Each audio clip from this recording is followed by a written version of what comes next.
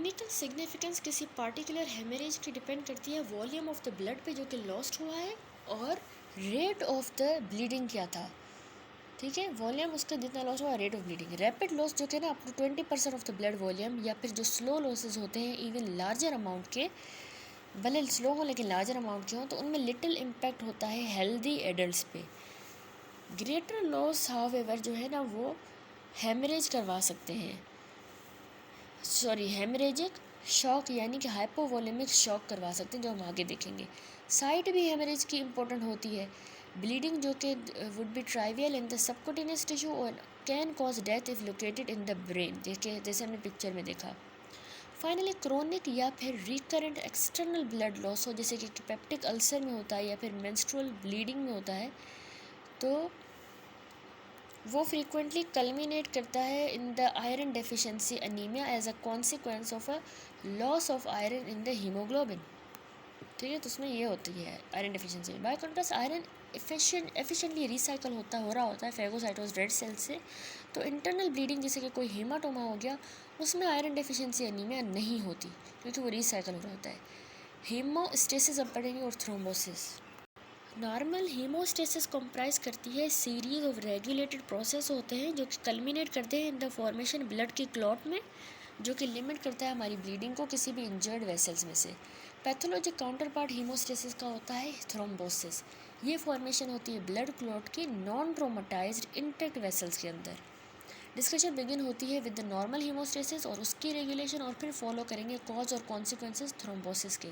देखिए normal haemostasis जो है प्रिसाइजली ऑर्चेस्ट्रेटेड प्रोसेस होता है जो इन्वॉल्व करता है प्लेटिलेट्स, क्लोटिंग फैक्टर्स, एंडोथेलियम जो कि होती है at the site of the vascular injury पे, and culminate in the formation of the blood clot जो कि सर्व करता है टू प्रिवेंट या limit the extent of bleeding. General sequence of the event जो लीड करते हैं हीमोस्टेसिस की तरफ at the site of the vascular injury are shown in the figure. ये देखें, पहले देख लें लिखा क्या है। देखिए नॉर्मल हीमोस्टेसिस जो ए फिगर है ना, उसमें दिखाया गया है कि वास्कुलर इंजरी के बाद लोकल न्यूरोह्यूमोरल फैक्टर्स इंड्यूस करवाते हैं ट्रांजिएंट वेजो कॉन्स्ट्रक्शन। देखिए एंडोथेलियम है, ये इसकी बेसमेंट मेम्ब्रेन है, और ये आर्टीरियोलर स्मूथ मसल्स हैं। देखिए साइट ऑफ इंजरी पे रिफ्लेक्स वेजो कॉन्स्ट्रक्शन हो जाती है ट्रांजिएंट। और फिर ये कैसे हो रही है वेजो कॉन्स्ट्रक्शन, जब एंडोथेलियम रिलीज होता है तो वो कॉज करवाता है। और दूसरा एक्स्ट्रा सेलुलर मैट्रिक्स यानी कि कोलेजन की वजह से भी होती है। बी फिगर में दिखाया गया कि प्लेटलेट बाइंड कर रहे हैं ग्लाइकोप्रोटीन 1b के ज़रिए, रिसेप्टर्स के ज़रिए टू द वॉन विलीबैंड फैक्टर के साथ, जो कि एक्सपोज है एक्स्ट्रा सेलुलर मैट्रिक्स पे और एक्टिवेट हो रहे हैं और अंडरगो कर रहे हैं अशेप का चेंज और ग्रेन्यूल का रिलीज एडीपी का और थ्रोम्बोक्सिन A2 का इंड्यूस कराता है एडिशनल प्लेटलेट के aggregation through the platelet glycoprotein 2b and 3a receptor binding to the fibrinogen and forming the primary hemostatic plug। ये पिक्चर देखिए प्लेटिलेट की एक्टिवेशन और एग्रीगेशन। नंबर 1 देखिए प्लेटिलेट जाके अडेयन हुई इनकी, ये वॉन विलीबैंड फैक्टर यहाँ पे डिस्प्लेड हैं, और ये कोलेजन है, ये बेसमेंट मेम्ब्रेन, ये वही एंडोथेलियम। उसके बाद शेप उनकी चेंज हो गई अडेयन के बाद। फिर उनके एडीपी और थ्रोम्बोक्सिन A2 ग्रेन्यूल रिलीज हुए। फिर उनकी ना रिक्रूटमेंट फर्दर हुई प्लेटिलेट्स की, और फिर एग्रीगेशन बन गई, हीमोस्टेटिक प्लग बन गया। सी फिगर में लोकल एक्टिवेशन कोगुलेशन कास्केड की दिखाई गई है। देखिए इन्वॉल्व कर रहा है टिश्यू फैक्टर को और प्लेटिलेट फॉस्फोलिपिड्स को, जो रिजल्ट कर रहा है फिब्रिन के पॉलीमराइजेशन में और cementing the platelets into a definitive secondary haemostatic plug. ये देखिए एक्टिवेशन हो रही है क्लोटिंग फैक्टर्स की और फॉर्मेशन ऑफ द फिब्रिन। पहले टिश्यू फैक्टर आया, फिर फॉस्फोलिपिड कॉम्प्लेक्स एक्सप्रेशन हुई, फिर थ्रोम्बिन एक्टिवेशन हुई और फिब्रिन की पॉलीमराइजेशन हुई। यहाँ से भी टिश्यू फैक्टर ही आया, ठीक है, फिब्रिन बन गया। और जो लास्ट फिगर है डी वाला, उसमें काउंटर रेगुलेटरी मैकेनिज्म दिखाए गए हैं mediated by the tissue plasminogen activator TPA से, जो कि फिब्रिन और लाइटिक प्रोडक्ट होता है, और थ्रोम्बोमोडुलिन का भी, confine the haemostatic process to the site of injury पे। ये देखिए क्लॉट रिजॉर्प्शन होती है, इसमें देखिए एक्सप्रेशन होती है टिश्यू प्लाज्मिनोजन एक्टिवेटर की और थ्रोम्बोमोडुलिन की, जो कि ब्लॉक करता है हमारे कोगुलेशन कास्केड को। ये ट्रैप्ड न्यूट्रोफिल, ये ट्रैप्ड RBC और ये पॉलीमराइज्ड फिब्रिन है। सबसे पहली जो थी आर्टीरियोलर वेजो कॉन्स्ट्रक्शन होती है, जो इमीडिएटली होती है और मार्कली हमारे ब्लड फ्लो को कम कर देती है इंजर्ड एरिया की तरफ। ये मेडिएट होती है रिफ्लेक्स न्यूरोजेनिक मैकेनिज्म के साथ, और ये ऑगमेंट होती है लोकल सिक्रीशन कुछ फैक्टर्स के साथ, जैसे कि एंडोथेलिन उसकी मदद से, जो कि पोटेंट एंडोथेलियम ड्राइव्ड वेजो कंस्ट्रक्टर होता है। ये इफेक्ट ट्रांजिएंट होता है, याद रखिए। हाउएवर और ब्लीडिंग जो है ना रिज्यूम करती है if not for activation of platelet and coagulation factors. Next हमने देखा प्राइमरी हीमोस्टेसिस हो रही है, फॉर्मेशन प्लेटिलेट प्लग की। देखिए डिसरप्शन एंडोथेलियम की एक्सपोज कर देती है सब एंडोथेलियल वॉन विलीबेंट फैक्टर को, और कोलेजन को भी एक्सपोज करती है, जो प्रमोट करेगा प्लेटिलेट की अडियरेंस और उनकी एक्टिवेशन प्लेटिलेट्स की ड्रामेटिक शेप चेंज कराएगी, स्मॉल राउंडेड डिस्क में से फ्लैट प्लेट बन जाएंगी विथ स्पाइकी प्रोट्रूजन होगी, जो कि मार्कली इंक्रीज करती हैं सरफेस एरिया को। एज वेल एज रिलीज होगा सिक्रेटरी ग्रैन्यूल्स का, मिनटों के अंदर जो सिक्रेटरी प्रोडक्ट्स रिक्रूट कराएंगे एडिशनल प्लेटिलेट्स को, विच अंडरगो एग्रीगेशन। फिर सेकेंडरी हीमोस्टेसिस होती है, एग्रीगेशन होकर प्राइमरी हीमोस्टेटिक प्लग बन जाएगा। सेकेंडरी हीमोस्टेसिस होगी, उसमें डिपोजिशन फिब्रिन का होगा। वास्कुलर इंजरी में टिश्यू फैक्टर भी एक्सपोज हुए हैं साइट ऑफ इंजरी पे। टिश्यू फैक्टर एक membrane bound pro coagulant glycoprotein होता है, जो कि नॉर्मली सब एंडोथेलियल सेल्स से एक्सप्रेस्ड होता है इन द वेसल वॉल, जैसे कि स्मूथ मसल सेल्स से, और फाइब्रोब्लास्ट इसको एक्सप्रेस करते हैं टिश्यू फैक्टर को। टिश्यू फैक्टर बाइंड करेगा और एक्टिवेट करेगा फैक्टर नंबर 7 को, बाद में देखेंगे। Setting in motion a cascade of the reaction, जो कल्मिनेट करते हैं इन द थ्रोम्बिन जनरेशन। अब थ्रोम्बिन जो है वो क्लीव करेगा फिब्रिनोजिन को इनटू द फिब्रिन, फिर वो जो है फिब्रिन मेशवर्क बना देगा, और also potent activator of the platelets leading to the additional platelet aggregation at the site of injury. और ये सीक्वेंस रेफर होता है एज अ सेकेंडरी हीमोस्टेसिस, जिसमें कंसोलिडेट करता है इनिशियल प्लेटिलेट प्लग को। फिर क्लॉट स्टेबलाइजेशन और रिजॉर्प्शन होती है। पॉलीमराइज जो हमारे फिब्रिन होते हैं और प्लेटिलेट की एग्रीगेशन है, उनमें कॉन्ट्रैक्शन होती है और ये सॉलिड बन जाती हैं, इसको कहेंगे परमानेंट प्लग, और ये प्रिवेंट करता है फर्दर हेमरेज को। इस स्टेज पे काउंटर रेगुलेटरी मैकेनिज्म होते हैं, जैसे कि tissue plasminogen activator made by the endothelial cells set into the motion, जो लिमिट करते हैं हमारे क्लॉटिंग को to the site of injury, और इवेंचुअली लीड करेंगे क्लॉट की रिजॉर्प्शन में और टिश्यू के रिपेयर में। फिर देखिए इट शुड बी एम्फेसाइज कि जो एंडोथेलियल सेल्स है ना, वो सेंट्रल रेगुलेटर है हमारी हीमोस्टेसिस के। बैलेंस होता है बिटवीन द एंटी थ्रोम्बोटिक और प्रो थ्रोम्बोटिक एक्टिविटीज़ में ऑफ द एंडोथेलियम, डिटरमाइन करता है वेदर थ्रोम्बोस फॉर्मेशन हो, प्रोपागेशन हो, या डिसोल्यूशन हो।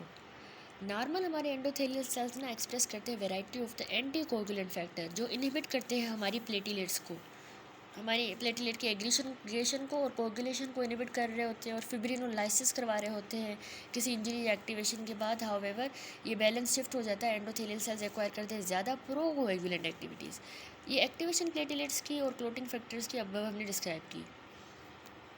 ये वाले भी फिगर देख लें। देखिए anticoagulant property normal endothelium के टॉप पे दिखाई गई है, और प्रो कोगुलेंट प्रॉपर्टी इंजर्ड या एक्टिवेटेड एंडोथेलियम के बॉटम में। देखिए नाइट्रिक ऑक्साइड, प्रोस्टाग्लैंडिन I2, साइक्लिन TPA, von Willebrand factor, thrombin receptor, also का प्रोटीज एक्टिवेटेड रिसेप्टर, पार्स भी कहा जाता है थ्रोम्बिन रिसेप्टर्स को। ये देखें ये वाली पिक्चर, इसमें इनहिबिट हो रही है थ्रोम्बोसिस, तो इसका पूरा मैकेनिज्म भी देख लेते हैं। ये पिक्चर एंड में देखेंगे। देखिए बिसाइड्स ट्रॉमा एंडोथेलियम एक्टिवेट होती है माइक्रोबियल पैथोजेंस की भी वजह से, हीमोडायनामिक फोर्सेस से, और number of the pro inflammatory mediators से। हम रिटर्न होंगे प्रो कोएगुलेंट और anti coagulant role of the endothelium में आफ्टर डिटेल डिस्कशन, जब हम करें रोल प्लेटिलेट्स का और कोएगुलेशन फैक्टर्स का in the haemostasis, since endothelium modulate करती है फंक्शन प्लेटिलेट्स का और ट्रिगर करती है कोएगुलेशन। फॉलोइंग सेक्शन डिस्क्राइब करता है रोल हमारे प्लेटिलेट्स का, कोएगुलेशन फैक्टर्स का और एंडोथेलियम का in the haemostasis in greater detail following the scheme illustrated in the 4.5। सबसे पहले देखिए प्लेटिलेट्स ना प्ले करते हैं क्रिटिकल रोल हीमोस्टेसिस के अंदर by forming the primary plug, जैसे हमने देखा, जो इनिशियली सील कर देता है वास्कुलर डिफेक्ट को और प्रोवाइड करता है सरफेस जहाँ पे जो बाइंड करे और कंसनट्रेट करे हमारे एक्टिवेटेड कोएगुलेशन फैक्टर, तो उसके लिए सरफेस प्रोवाइड करता है। प्लेटिलेट ना डिस्क शेप के ए न्यूक्लिएट सेल फ्रेगमेंट होते हैं, जो कि शेड होते हैं हमारे मेगा कैरियोसाइट से in the bone marrow into the blood stream. इनका फंक्शन डिपेंड करता है सेवरल ग्लाइकोप्रोटीन के रिसेप्टर्स पे, अ कॉन्ट्रैक्टाइल साइटोस्केलेटन पे, and 2 type of cytoplasmic granules पे डिपेंड करता है। एक अल्फा ग्रेन्यूल होते हैं, उनको अडेन मॉलिक्यूल पी सिलेक्टिन होता है on their membrane and contain the proteins जो कि कोएगुलेशन में इन्वॉल्व होती हैं, जैसे कि फिब्रिनोजिन, कोएगुलेशन फैक्टर 5 और von Willebrand factor as well. ये अल्फा ग्रेन्यूल्स में होंगे। As well as protein factors जो कि इन्वॉल्व होते हैं वूंड हीलिंग में भी, कोएगुलेशन में। और हीलिंग के अब कौन से हैं, जैसे कि फाइब्रोनेक्टिन, प्लेटिलेट फैक्टर 4 यानी हेपेरिन बाइंडिंग कीमोकाइन, दूसरा प्लेटिलेट ड्राइव्ड ग्रोथ फैक्टर भी इसमें होता है, और transforming growth factor factor beta. फिर होते हैं डेंस या सिग्मा ग्रेन्यूल्स, उसमें ना एडीपी होता है, एडिनोसिन ट्राइफॉस्फेट भी होता है, और आयोनाइज्ड कैल्शियम और सेरोटोनिन और एपिनेफ्रिन भी होता है। ये अच्छी तरह से ये सारे याद करने हैं, बहुत इंपॉर्टेंट है। किसी ट्रॉमेटिक इंजरी के बाद प्लेटिलेट ना इनकाउंटर करते हैं constituent of the sub endothelial connective tissue, जैसे उनको वॉन विली बैंड फैक्टर नज़र आ जाता है या कोलेजन नज़र आ जाता है। जब इनका कॉन्टैक्ट होता है इन प्रोटीन्स के साथ तो प्लेटिलेट्स में सीक्वेंस ऑफ रिएक्शन होते हैं जो कि कल्मिनेट करते हैं इन the formation of a platelet plug, जैसा हमने फिगर में देखा। सबसे पहले प्लेटिलेट अडेयन होती है, वो मीडिएट होती है लार्जली जब इंटरेक्शन होता है वॉन विली बैंड फैक्टर का, जो कि ब्रिज की तरह एक्ट करता है प्लेटिलेट के सरफेस पे, और रिसेप्टर ग्लाइकोप्रोटीन 1b के साथ इनका बॉन्ड बनता है, इंट्रैक्शन होता है, एंड एक्सपोज्ड कोलेजन का। ठीक है, नोटेबली जेनेटिक डेफिशिएंसी जैसे कि वॉन विली बैंड फैक्टर की, जिसको वॉन विली बैंड डिजीज़ कहा गया है, या ग्लाइकोप्रोटीन 1b की इस डेफिशिएंसी जिसको बर्नार्ड सॉवलियर सिंड्रोम कहा गया है, वो रिजल्ट करता है ब्लीडिंग डिसऑर्डर्स में, जो अटेस्ट होते हैं to the importance of these factor. दूसरा होता है प्लेटिलेट रैपिडली चेंज करता है शेप, जैसे ही अडेयन हो गई तो वो कन्वर्ट हो जाएगा smooth disc into the spiky sea urchins में with greatly increase surface area. ये चेंज अकम्पनी होता है एल्टरेशन हो जाती है ग्लाइकोप्रोटीन 2b में और 3a में, जो कि जिनकी इंक्रीज एफिनिटी होती है फिब्रिनोजिन के लिए, एंड बाय द ट्रांसलोकेशन होती है नेगेटिवली चार्ज फॉस्फोलिपिड्स की, पार्टिकुलरली फॉस्फोटिडाइल सीरीन की। क्या होती है, ट्रांसलोकेशन होती है टू द प्लेटिलेट के सरफेस पे फॉस्फोटिडाइल सीरीन की। ये फॉस्फोलिपिड ना कैल्शियम के साथ बाइंड करेंगे और न्यूक्लिएशन साइट्स की तरह सर्व करेंगे for the assembly of the coagulation factor की असेंबली के लिए, कोएगुलेशन फैक्टर कॉम्प्लेक्सेस की असेंबली के लिए। अब होती है secretion, reaction, release reaction of the granule content. ये होता है along with the changes in the shape. दो इवेंट्स ऑफन रेफर होते हैं as a together with platelet activation, जिसे होती है प्लेटिलेट एक्टिवेशन ट्रिगर होती है नंबर ऑफ फैक्टर से, इंक्लूडिंग द कोएगुलेशन फैक्टर हो गए, थ्रोम्बिन हो गया, या एडीपी। थ्रोम्बिन ना एक्टिवेट करवाता है हमारे प्लेटिलेट्स को through special type of ji protein coupled receptor के साथ, जिसको प्रोटीएज एक्टिवेटेड रिसेप्टर पार कहा गया है।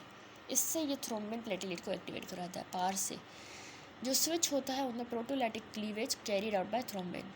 अब एडीपी जो है ये कंपोनेंट होता है हमारी डेंस बॉडी ग्रेन्यूल्स का, थस प्लेटिलेट की एक्टिवेशन और एडीपी का रिलीज बिगेट करता है additional rounds of platelet activation, a phenomena known as recruitment करवाता है। एक्टिवेटेड प्लेटिलेट ना आल्सो प्रोस्टाग्लैंडिन थ्रोम्बोक्सिन A2 बनाते हैं, यह पोटेंट इंड्यूसर होता है प्लेटिलेट के एग्रीगेशन का। एस्पिरिन जो है ना हमारी टैबलेट, वो इनहिबिट करती है प्लेटिलेट के एग्रीगेशन को और माइल्ड ब्लीडिंग करवा देती है बाय इनहिबिट कर देती है साइक्लोऑक्सीजनेज को, जो कि प्लेटिलेट का एंजाइम है जो कि रिक्वायर्ड होता है थ्रोम्बोक्सिन A2 को बनाने के लिए। तो साइक्लोऑक्सीजनेज थ्रोम्बोक्सिन A2 को बनाने के लिए चाहिए, थ्रोम्बोक्सिन A2 एग्रीगेशन कराएगा। जब हम साइक्लोऑक्सीजनेज को एस्पिरिन देके इनहिबिट कर देंगे तो फिर एग्रीगेशन नहीं होगी। आल्दो ये phenomena less characterized, it is also suspected कि ग्रोथ फैक्टर जो रिलीज होते हैं हमारे प्लेटिलेट्स में से, वो कंट्रीब्यूट करते हैं रिपेयर ऑफ अ वेसल वाल की तरफ फॉलोइंग द इंजरी। नेक्स्ट है प्लेटिलेट एग्रीगेशन फॉलो करती है उनकी activation. Conformational chain glycoprotein 2b में और 3a में जो होता है जब प्लेटिलेट एक्टिवेशन होती है, वो अलो करता है फिब्रिनोजिन को, a large bivalent plasma polypeptide that forms bridges between the adjacent platelet leading to their aggregation. Predictably inherited deficiency glycoprotein 2b की या 3a की रिजल्ट करती है किसी डिसऑर्डर में जिसको हम कहते हैं ग्लैंड्समैन थ्रोम्बस्थीनिया। ग्लैंड्समैन थ्रोम्बस्थीनिया इसको कहते हैं ये डिफिशिएंसी। इनिशियल वेव एग्रीगेशन की रिवर्सिबल होती है, लेकिन कनकरेंट एक्टिवेशन थ्रोम्बिन की स्टेबलाइज कर देती है हमारे प्लेटलेट प्लग को बाय कॉजिंग फर्दर प्लेटलेट्स की एक्टिवेशन और एग्रीगेशन, और प्रमोट करती है इरिवर्सिबल प्लेटलेट की कॉन्ट्रैक्शन। प्लेटलेट की कॉन्ट्रैक्शन डिपेंड करती है साइटोस्केलेटन पे और कंसोलिडेट करती है एग्रीगेटेड प्लेटलेट्स को। इन पैरेलल थ्रोम्बिन में फिब्रिनोजिन को कन्वर्ट करवाता है इनसॉल्युबल फिब्रिन में, सीमेंट करता है प्लेटलेट्स को अपनी जगह पे और एक डेफिनेटिव सेकेंडरी हीमोस्टेटिक प्लग बना देता है। इंटरप्ट रेड सेल ल्यूकोसाइट्स पाए जाते हैं हेमोस्टेटिक प्लग में, और ये पार्ट है due to the adherence of the leukocytes to the P selectin, जो कि एक्टिवेटेड प्लेटलेट्स पे लगा होता है। अब समरी देख लेते हैं प्लेटलेट की एडेशन, एक्टिवेशन और एग्रीगेशन। देखिए एंडोथेलियल इंजरी हुई, एक्सपोज हुआ underlying basement membrane, extracellular matrix, platelets adhere हुए एक्स्ट्रासेलुलर मैट्रिक्स पे, अब primarily through binding of the platelet G1B की रिसेप्टर्स की to the von Willebrand factor जो कि मेम्ब्रेन पे है। अडेशन की वजह से एक्टिवेशन हुई, इवेंट एसोसिएटेड और सिक्रीशन हुई प्लेटलेट के ग्रेन्यूल कंटेंट की, उसमें कैल्शियम भी है, को फैक्टर है सेवरल कोगुलेशन प्रोटीन्स का, उसमें ADP भी है जो कि प्लेटलेट की एक्टिवेशन को और बढ़ाएगा। और ड्रामेटिक चेंजेस हुए shape in the membrane composition में, एक्टिवेशन G2B की और 3A रिसेप्टर्स की भी हुई। G2B और 3A रिसेप्टर ना एक्टिवेट होते हैं प्लेटलेट्स पे और बनाते हैं bridging cross link with the fibrinogen, जिसकी वजह से और प्लेटलेट एग्रीगेट होंगे। कंकमिटेंट एक्टिवेशन थ्रोम्बिन की प्रमोट कराएगी फिब्रिन की डिपोजिशन और सीमेंटिंग करेगी प्लेटलेट प्लग की। नेक्स्ट अभी हम स्टार्ट करते हैं कोगुलेशन कास्केड। देखिए कोगुलेशन कास्केड एक series of amplifying enzymatic reactions होते हैं जो लीड करते हैं deposition of an insoluble fibrin clot बना देते हैं। जैसे कि हम बाद में देखेंगे कि डिपेंडेंसी क्लॉट फार्मेशन की वेरियस फैक्टर पे डिफर करती है in the laboratory test tubes and in the blood vessels in vivo. ये फिगर देखें, ये क्लॉटिंग है लेबोरेटरी में और ये क्लॉटिंग है वीवो में। ये इसमें इंट्रिंसिक पाथवे और ये इसमें एक्सट्रिंसिक पाथवे, और इसमें ये वास्कुलर डैमेज है, टिश्यू फैक्टर एक्सपोजर हुआ और फिर ये सारे पाथवा हुआ। ठीक है। हाउएवर विट्रो और वीवो दोनों फॉलो करते हैं सेम जनरल प्रिंसिपल्स को as follow. Cascade of reaction in the pathway link likened हो सकते हैं टू अ डांस, जो कोगुलेशन फैक्टर पास होते हैं from one partner to the next, dance की तरह। देखिए ये पिक्चर भी है, इसमें सीक्वेंशियल कन्वर्जन दिखाई गई है फैक्टर नंबर 10 की to the factor number 10A, ये by way of extrinsic pathway, followed by conversion हुई है फैक्टर 2 की प्रोथ्रोम्बिन की टू द फैक्टर 2A यानी कि थ्रोम्बिन के अंदर। इनिशियल रिएक्शन कम्प्लेक्स कंसिस्ट कर रहा है प्रोटीएज यानी कि फैक्टर 7A, यह है फैक्टर 7A एंजाइम, और एक सबस्ट्रेट भी है जो कि फैक्टर 10 है, और रिएक्शन एक्सेलरेटर भी है यहाँ पे टिश्यू फैक्टर, ये वाले ग्रीन वाले असेंबल हुए हैं प्लेटलेट फॉस्फोलिपिड सरफेस पे। ये है पूरा फॉस्फोलिपिड सरफेस। कैल्शियम आयन ना होल्ड कर रहे हैं असेंबल्ड कंपोनेंट को टुगेदर, ये कैल्शियम आयन है और ये एसेंशियल है फॉर द रिएक्शन। एक्टिवेटेड जो फैक्टर 10 है ना 10A, ये फिर बनेगा protease component of the next complex in the cascade, converting the prothrombin यानी कि प्रोथ्रोम्बिन को थ्रोम्बिन में 2A में, in the presence of different reaction accelerator factor 5A की मौजूदगी में, इसकी मौजूदगी में। तो हमने फिगर में देखा कि हर रिएक्शन स्टेप इन्वॉल्व कर रहा है एंजाइम, यानी कि एक एक्टिवेटेड कोएगुलेशन फैक्टर चाहिए होता है, और सबस्ट्रेट भी चाहिए उसको जो कि इनएक्टिव प्रो एंजाइम है फॉर्म है कोएगुलेशन फैक्टर की ही, और उसको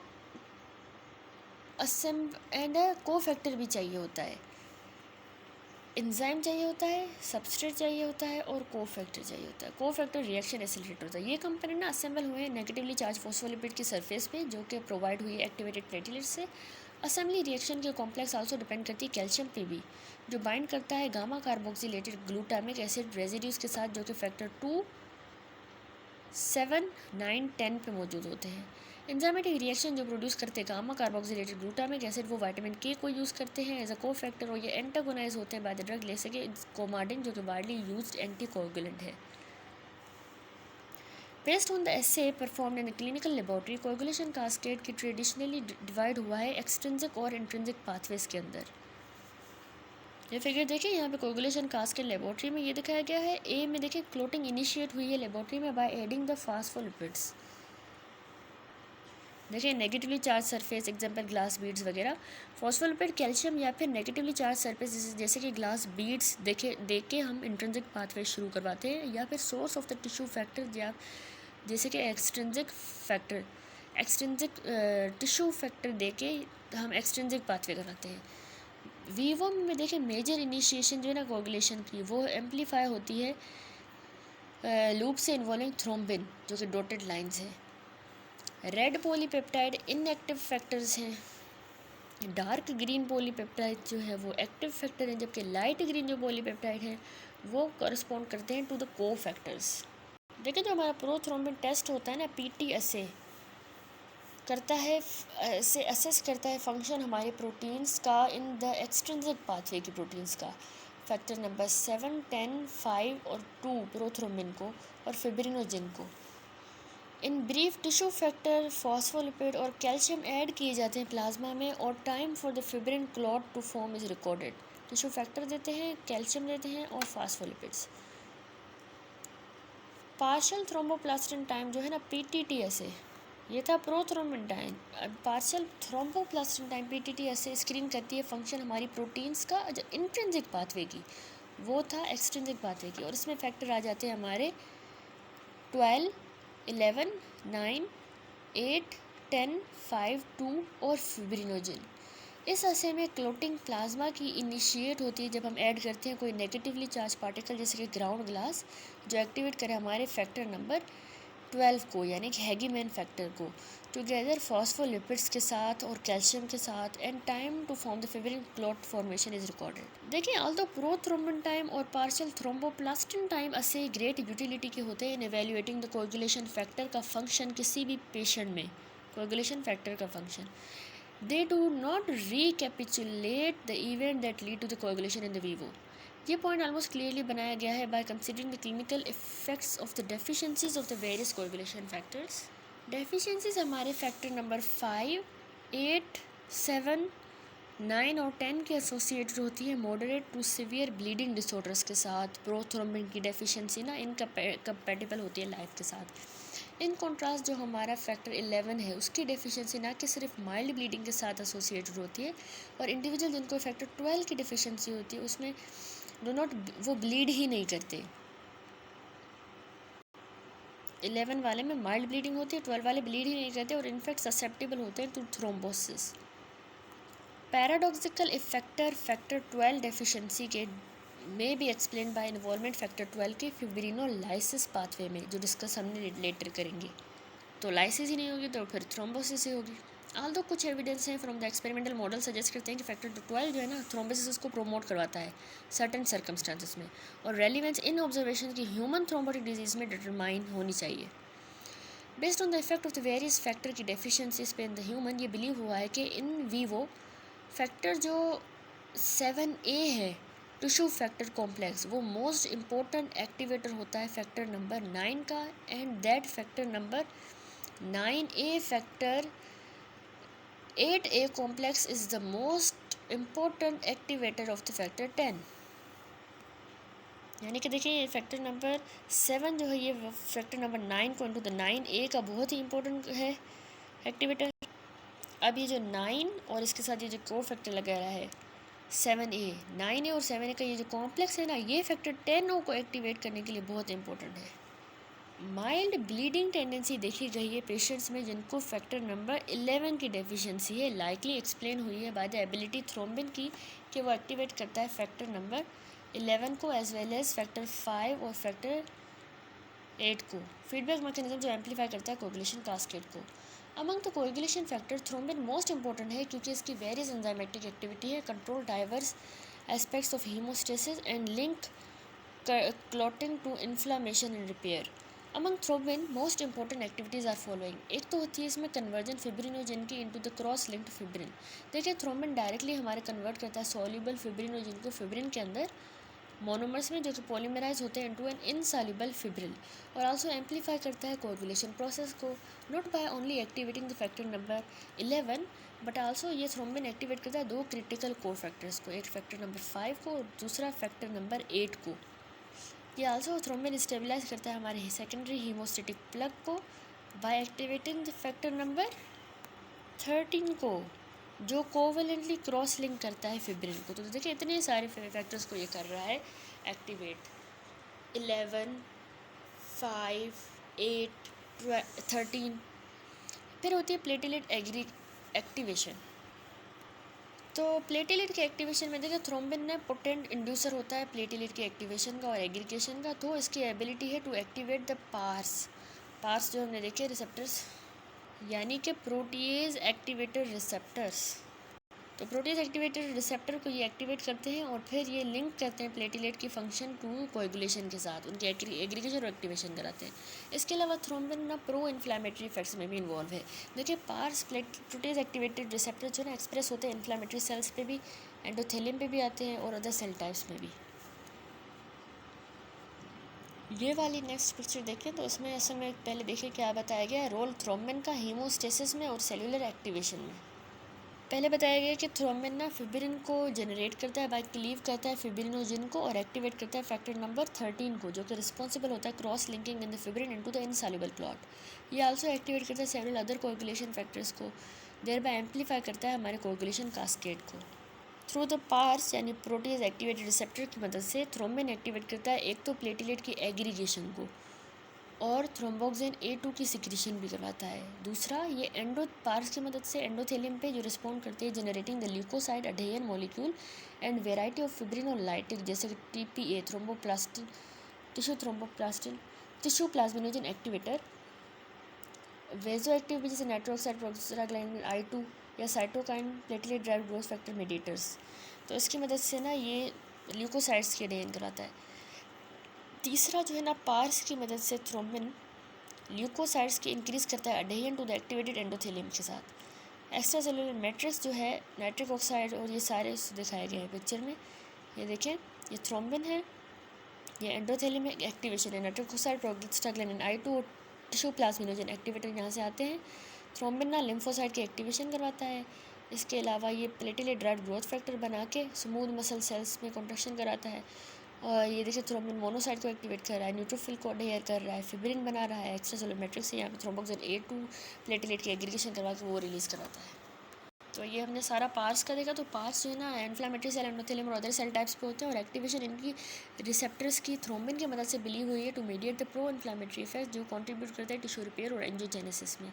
अब एंटी कोगुलेंट इफेक्ट देखिए तो रिमार्केबली थ्रू द मैकेनिज्म जो डिस्क्राइब लेटर है और encountering the normal endothelium thrombin change करता है फॉर्म प्रो कोगुलेंट से लेके एंटी कोगुलेंट में, और ये रिवर्सल इसका फंक्शन प्रिवेंट करता है क्लॉट को कि वो from extending beyond the side of the vascular injury. अब वो फैक्टर देख लेते हैं जो कि कोएगुलेशन को लिमिट करते हैं। यहाँ से हम अगली वीडियो में